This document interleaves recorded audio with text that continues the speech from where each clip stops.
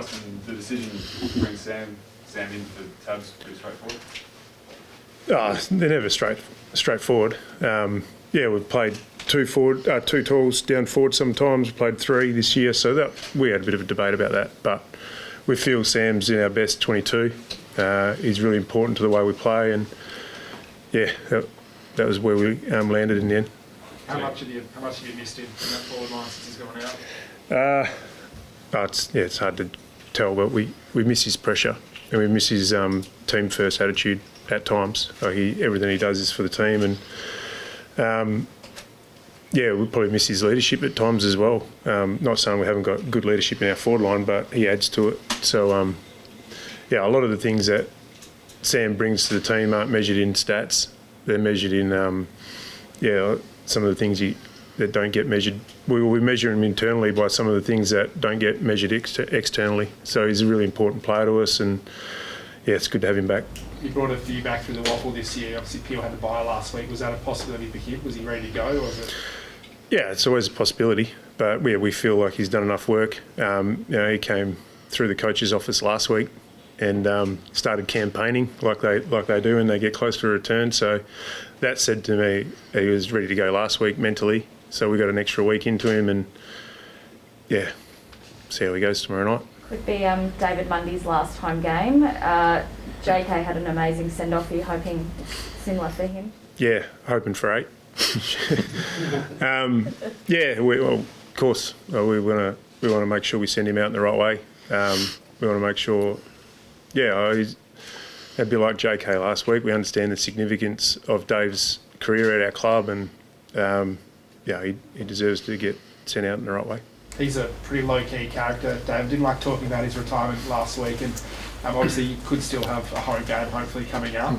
Is it kind of David's wish that he does celebrate it now and doesn't do it in the finals potentially as well? You know the character. He probably just wants his career to finish and him to walk out the back door. Like he doesn't like the glitz and glamour of AFL footy, and he's gone about his business over a number of years in a really resilient, humble, low-profile way. So, so that's probably the way he'd prefer it.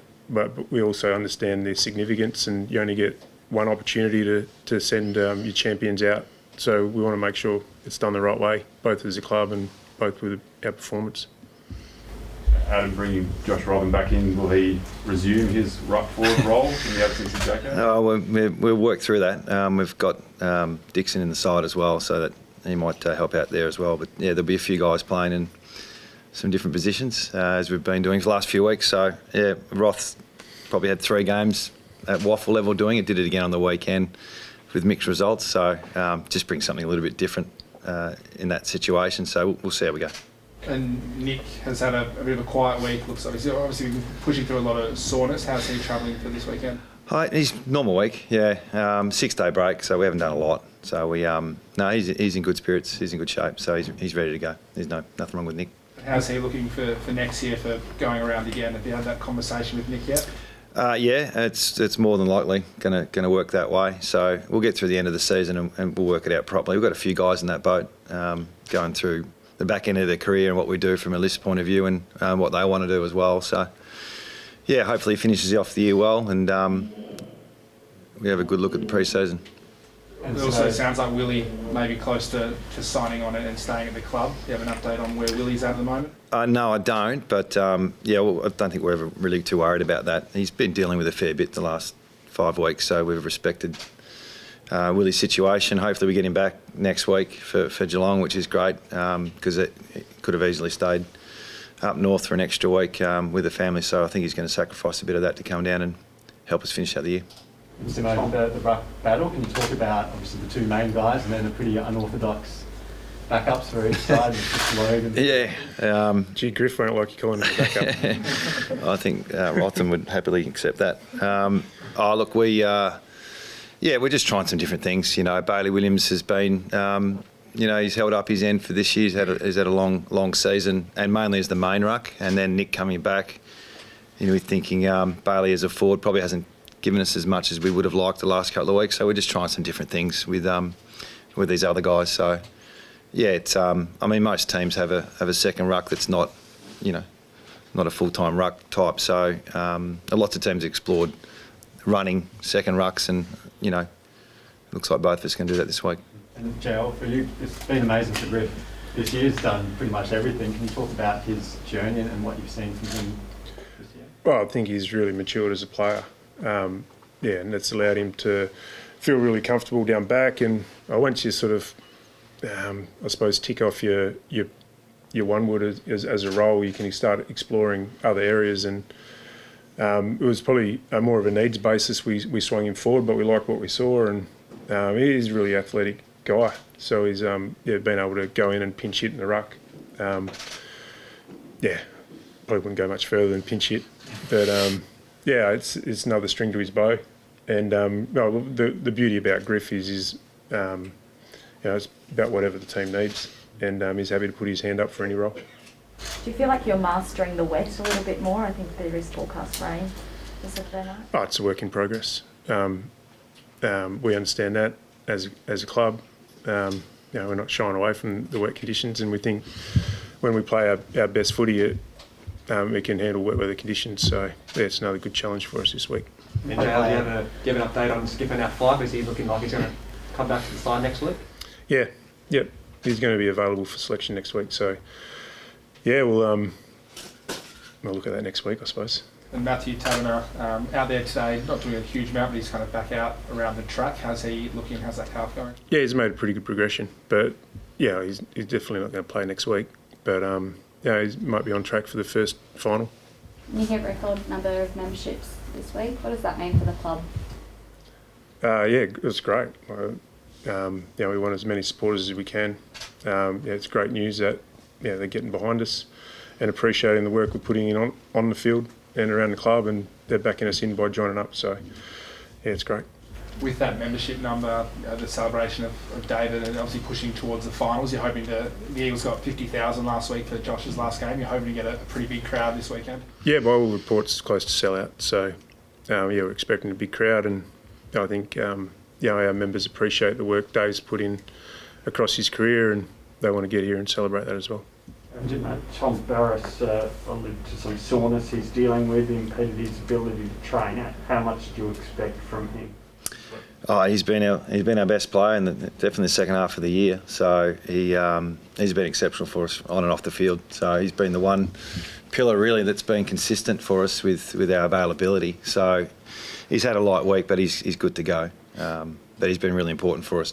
He's been dealing with a lot of inside 50s, and he's held up his end. He's been sensational for us. But don't suppose that swinging up the other end is on the card? I would have loved to have pushed him forward. I had plans to do it at certain stages, but when we lost Gov, it just made it a little bit more. And Yo as well, who was down back. So we're getting a bit light on for key defenders. So maybe something in the future we can look at. Jackson Nelson back into the side. Last Derby, he tagged Andy Brayshaw in the first half and did a pretty good job before he kind of dropped it. Is that something you might look at doing again potentially? Possibly. I'm sure we're not going to have a match committee here, but we are a bit light on for numbers, to be honest. We've probably got 15 or 16 injuries now that are season ending. So different roles for different players is what we're looking at, and keep trying to expose to them to different situations like Derby with the crowd. Backs against the wall type of stuff for us this week, and just looking forward to see what the guys can bring. What have you said to Bailey Williams about his future at the club? Sorry? What have you said to Bailey Williams about his future at the club? Did you drop him? I don't think you don't have to talk about it when you drop a player. Is he 21, trying to play ruck? He's played 20 odd games this year. It's not really that. It's there's not many players in our Waffle Eagles this week. Probably got 2, maybe 3. But his true position is forward ruck. So I'd love him to go back and hit the scoreboard and have some presence as a forward, because his ruck craft's got, he's really come on in that space. But his next progression is to have a bit more presence as a forward. So that sometimes happens at AFL level and sometimes it happens at Waffle level. So he's on the right path. Yeah, for a young player playing that position, you don't peak to late 20s really, and he's 21, 22. So we're not stressing too much about that. There's only 2 games left on things like that, those conversations. There are players out there that you've kind of spoken to that this is your audition. You've got kind of 2 more weeks to maybe show us something to see if they will go around again. Yes and no. People know, players know. There's 2 extra waffle games, so we'll extend that out for as long as we can for the younger players who've played senior football as well, just to have a look at them. So yeah, it's been a challenging year in all aspects for us, and the players know where they're at. And Izzy Winder had a huge game in the waffle last week. Yeah. Have you seen his development this year, and were you tempted to bring him in for the last 2 senior rounds? Yeah, well, he still might get a run next week. So I think he played in midfield and had 30 odd possessions. Then it gave us a little bit, yeah. So he's been predominantly playing half forward, and we've thrown him on ball with good success. But I mean, 1 good game probably doesn't force you straight in. But if he can back it up, he's a chance for next week. Simo, going into a derby as massive underdogs, what's that like for you guys? It's no good. No, we know where Freo are at. We know their path. We know what they've been doing, and it's not just been this year. It's the way that JL set it up, and they're in a good space and they're fighting for top 4. And it's Mundy's last game, and it's a derby under Freo's watch. So there's a bit going against us. But it's a great opportunity to play in front of a big crowd, see what kind of resolve we have. I thought last week we didn't win last week, but we played the right way, and obviously we look for JK a fair bit. So hopefully we can look for Darling the same this week and see what we can do.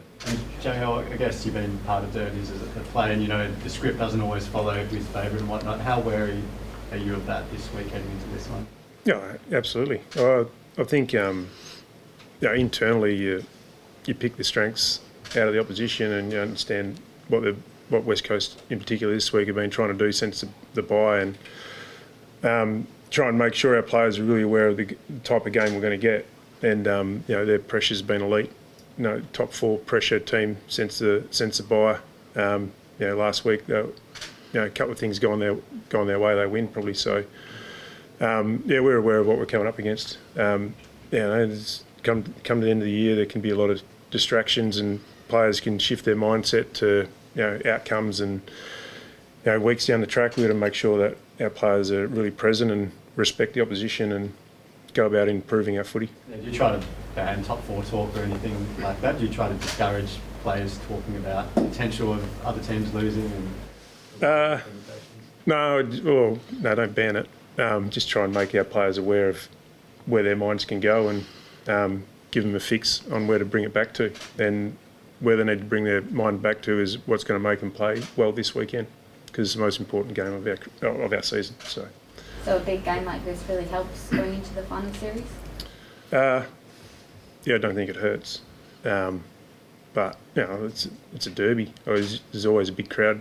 So a lot of our players have played in a lot of these games. So we know what to expect, and go out there and play your role and do the basics well. All the stuff you should do every week. A finals preparation that you can get, really? Maybe. I don't know. Everyone's talking about finals. We haven't spoken about finals. We don't talk about this week being a prelude to the finals. We talk about this being the most important game of the year. So that's where our mindsets are, and that's what we need to go out and execute tomorrow. You say you don't talk about finals specifically, but do you try and harness kind of the momentum you've had this year and how well you're playing and where the side's going, and just with the players making the most of kind of the opportunity you have at the top end of the ladder? No, I don't really. No, I just talk about improving our footy, and every individual improving their footy. So, we want to be in as good a form as you can when finals come around, and by doing that is putting in the work during the week and making sure you play your best week in, week out. So our mindset's on this game, improving on last week, and that's where it sits. Adam, we're not talking about finals. We refuse to mention it. Towards the bottom of the ladder, you've been looking for little wins all year and trying to find different motivations. Yeah. How much motivation can you get out of spoiling a bit of the Fremantle party with a celebration of David, and them looking for a top 4 spot and needing these wins, and the Crows kind of spoiled Josh's party a little bit last week? Yeah, I don't think probably don't look for that as motivation. It's more what you're trying to do. And Jail's right. As boring as it sounds, you try and concentrate on the process. But there's not many games these days that do have the derby type of feel, so that'll bring out the best in both sides, I'm sure. But using it as a motivation, I think when I first got here, trying to pump up a derby, it's difficult because it lasts for 10 seconds as a player, and then you get on with the normal game. So, but the atmosphere, the crowd, the pride, all those sort of things, they're in the background. But you got to stick to your process really when you start playing. Is that something that gets driven from the players group a little bit though? That kind of those derby motivations, like you obviously stick to process, game plan, all those things. Is that something from the playing group that they might amongst themselves? Yeah, I'm not sure. Maybe. Yeah. Look, I'm sure last week, effort was guaranteed with Josh playing, so you didn't really have to prod them too much to bring that intensity. Although they kicked the first 3 goals, Adelaide, so maybe went a bit overs, but. I think when there's milestone games and games like that, and the bigger the games, probably the less you need to touch in on the motivation piece. So it's been a challenge for us to try and get the players to that level when the finals are out of reach by around 10 or 11 to get them in the space of the will to win and the competitive instinct. But it hasn't been impossible. So the little wins of what we've been chasing, we've achieved some, but we haven't achieved the wins. So that's something that we haven't been able to do. But there's been some progression since the bye. Is there an emotional come down for you guys this week? Maybe, yeah. I haven't seen it. It's probably a good thing we're going into a derby. Availability is our biggest issue. We're probably missing 12 of our best 22. So that's what can we do without those guys is what we've been working on. And can we be competitive and have a swing? And you never know, that type of attitude. So, yeah, the message has been the right one this week. The guys have been up and about, and we'll see how we go. Can I get your thoughts on the Patrick Cripps Tribune situation? Has it muddied the waters for you guys at all this week? Jay, I've had head in the sand a little bit on that, so I know he got off yesterday. I didn't actually even see the incident, although someone mentioned it was a bit like Willie's Junior's incident, but I didn't see it enough. I don't know, did you see it? No, I haven't followed it either.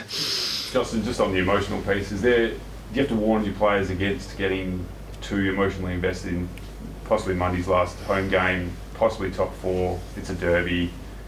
Is that something you've had to speak about? No, not really. I haven't seen the need to speak about it. The message for the last few weeks has just been to improve our footy. And, like Simo said, process orientated. We got some improvement last week. Players are happy with that. But we want to see last week as something to build on. That's where our focus is laid. So, I haven't seen a need to think our players are going to go overs or, we just need to lean into each other and see if we can build on last week. And Simo, with the wet weather, Freya's got a bit of a smaller forward line. You've said that Brass is probably going to stay down back. He's been playing well down there. Do you look to do anything a bit different with, Harry Edwards, Brett Bazzo, any of those players? Probably not.